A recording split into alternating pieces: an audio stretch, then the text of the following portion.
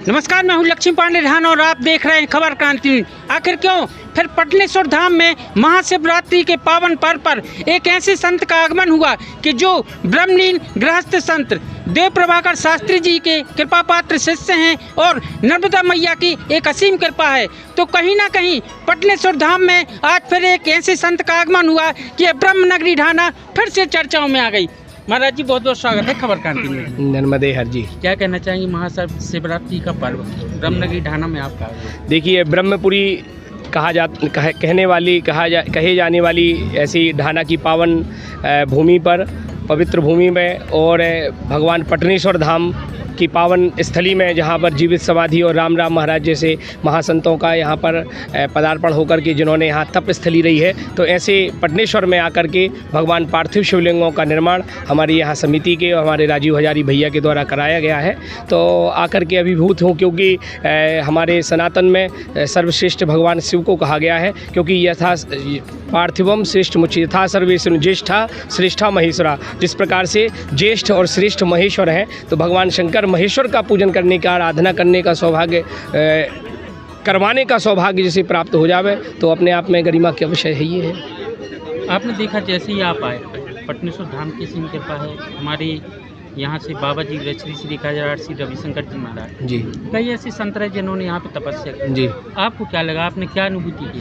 देखिए, यह सर्वप्रथम तो ये है कि जहाँ पर भगवान शिव विराजित हो जावे, वह स्वयं कैलाश या भगवान शंकर की प्रभाव से वह पूरा तीर्थ क्षेत्र बन जाता है। उसको तीर्थ क्षेत्र कहा गया है, सिद्ध क्षेत्र कहा गया है, पुण्य क्षेत्र कहा गया है। तो ये जो पावन भूमि है, यहाँ की अनुभूति अलग है। मुझे नहीं मालूम था, मैंने आते ही साथ भैया से कहा प्रवचन में ही कि भैया यहाँ हमको ऐसा लग रहा है जैसे कोई जीवित समाधि हो। तो यहाँ पर जो समाधि है, तो निश्चित रूप से वह जीवंत हैं, और ये हम सब के लिए बहुत गरिमा की बात है कि कोई जीवित समाधि, क्योंकि अब कलिकाल में और इस युग में और भौतिकवादी युग में अब कोई समाधि लेने वाले ऐसे संत हैं तो लुप्त हैं, गुप्त हैं, हमको नहीं दिखते हैं, आँखों से नहीं दिख सकते हैं। लेकिन उनके द्वारा यहाँ पर जो जीवित समाधि ली गई है, ये बहुत बड़ी बात है, और उनका दर्शन करना हम सब के लिए बड़े परम सौभाग्य की बात है।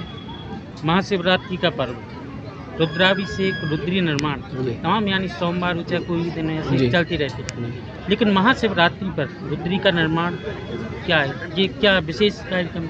देखिए, क्या है कि सर्वप्रथम इस जगत में भगवान शिव की पहले आराधना होती थी, ध्यान के द्वारा उनकी स्तुति करके आराधना हुआ करती थी। लेकिन कुछ ही समय के पश्चात में भगवान शंकर जी की ऐसी कृपा हुई कि ब्रह्मा जी और विष्णु भगवान के मध्य में युद्ध हुआ।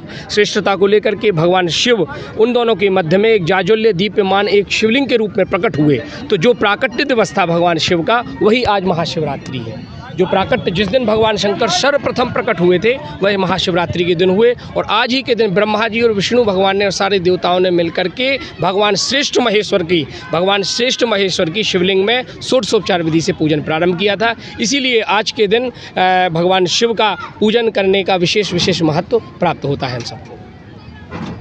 आज तमाम जगहों पर महाशिवरात्रि पर कई जगह कार्यक्रम हो रहे हैं, लेकिन छतरपुर के बागेश्वर धाम में 251 कन्याओं का जो विवाह हो रहा है, देश की राष्ट्रपति महामहिम राष्ट्रपति जी का आगमन हुआ, तमाम तरीके की चर्चाएं होती हैं जी। संत कभी किसी की बुराई नहीं करता, लेकिन एक संत हैं अवधेशानंद जी महाराज जी, वो लगातार यानी बागेश्वर धाम महाराज को टारगेट करते हैं, क्या कहते हैं? देखिए, सबकी एक अलग अलग भावना होती है। जाकी रही भावना जैसी प्रभु मूरत देखी तन तैसी। हमको तो बागेश्वर महाराज जी में यह दिखता है कि परमार्थ की प्रतिमूर्ति है। इस जगत में कहा गया है, परहित सरस धर्म नहीं भाई। पर हित, दूसरे का हित करने से बड़ा कोई धर्म नहीं है। और दूसरे का हित करने में अगर हमको कहीं नभना पड़े, कहीं झुकना पड़े, कहीं हमको झुक करके कुछ कार्य करना पड़े, तो मेरी मति के अनुसार झुक करके और परमार्थ का कार्य कर देना चाहिए। तो अगर बागेश्वर महाराज जी अपनी वाणी के प्रभाव से, अपनी सरलता के प्रभाव से, अपने एक सरल और सहज भाव के कारण से यदि कहीं समाज में परमार्थ का कार्य कर रहे हैं, तो ये हम पूरे सनातनियों के लिए गौरव की बात है। रही पूज्य अवधेशानंद गिरी जी महाराज की बात, तो यह उनका निजी मत हो सकता है, ना कि भले ही वो जूना अखाड़े के आचार्य हैं। तो अवधेशानंद पूज्य गिरी जी महाराज भले ही जूना अखाड़े के आचार्य हैं, तो वह अपनी उनकी मति के अनुसार वह उन्होंने बात की है, ना कि मैं समझ सकता हूँ कि अखाड़ा, क्योंकि अखाड़े का काम था परमार्थ का कार्य करना, किसी की चाटुकारिता करके किसी के लिए गलत या सही सिद्ध करना, ये जहाँ तक है तो ठीक नहीं है। क्या मानते हैं आप? यानी जैसे अभी पहले हमने देखा कि जब बच्चा बड़ा होता था, जब 20 साल या 25 साल में पहुँचे, जब वो जय श्री राम बोलता था, लेकिन आज जिस तरीके से सनातनियों और हिंदुत्व जो फैल रहा है, आज बच्चा जन्म लेता है, 1 साल का होता है, वो घर में गाना बजवाता है जय श्री राम की, क्या कहना चाहिए? देखिए, भगवान राम अनादिकाल से हैं, भगवान शिव जिनको अपने हृदय में हमेशा स्थापित करके रखते हैं, भगवान राम जो अनादि हैं, भगवान राम तो त्रेता युग में हुए हैं, और मैं कहता हूँ कि भगवान राम के चरित्र को अपने जीवन में उतार लेने से ही हमारे घर में राम राज्य आ जाएगा। राम जी के पात्र को अपने जीवन में, अपने परिवार के चरित्र में उतारो। भगवान राम के चरित्र को स्वयं करो। भगवान दशरथ, जो राम जी के पिताजी दशरथ थे, उनका चरित्र आपके पिताजी करने लग जाएंगे, उनके तो निश्चित रूप से आपके घर में राम राज्य आ जाएगा, और राम राज्य जो आएगा तो समझ लीजिए कि आपका जीवन धन्य है। और चूँकि सनातन तो सनातन है, सनातन का अर्थ ये होता है जो पृथ्वी का क्षय होने के पहले और पृथ्वी के क्षय होने के बाद, और जो पृथ्वी के क्षय होने के पहले से एकत्रित है वो, और पृथ्वी के क्षय होने के बाद जो एक जगह स्थापित है, वही राम है। हमारी ब्रह्मनगरी ढाना के लिए कुछ?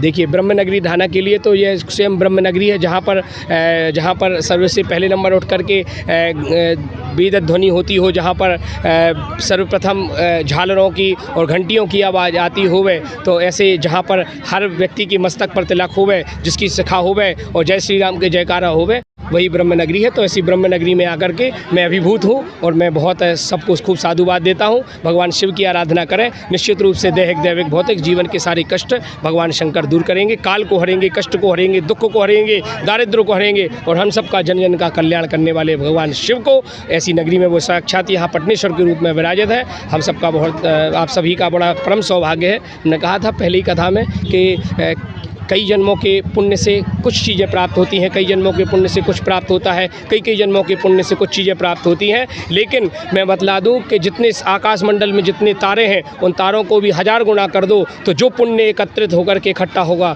उससे भगवान शिव की पूजा प्राप्त होती है। तो ब्रह्मनगरी में सबसे सागर के प्राचीन शिवलिंग स्थापित है। आप सब लोगों के पुण्य बहुत है, इसलिए।